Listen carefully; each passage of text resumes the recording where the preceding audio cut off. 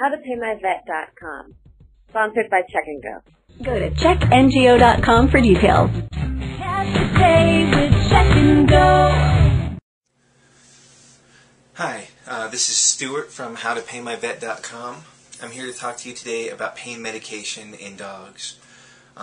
Really the big thing to remember with dogs is that a lot of the times they won't act like they're in pain, or they won't make it clear to you that they're in pain. Of course, they're not humans and they can't just tell you that they're in pain, but they actually will hide it, because in the wild, if they were in a pack, being in pain would show that they are weak. Maybe if they're the alpha dog, maybe another dog thinks that they can take them now because they aren't up to the level of health that they normally are in. Other animals that might try to eat a weak animal will see that they're weak if they are displaying their weakness, if they show that they're in pain. So really the main thing that you need to do is know how your dog normally acts, and then try to see if they're acting differently, if they don't hang out with the family anymore when normally they're a really friendly dog, if they walk tenderly or react negatively, if they yelp or bark at you when you touch a certain area of their back or their arm, or any other part of their body, if they're not eating, if you notice that they're not eating at all, or if they're eating very rarely, maybe their teeth are having problems.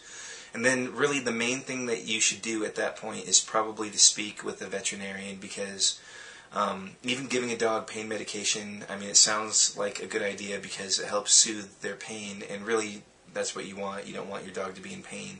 But if it's a problem that is not going to go away, which certain problems are not going to go away by themselves. If they have a tooth infection, or if they have a wound that is in need of stitches, sometimes it's hard to tell if they have long hair.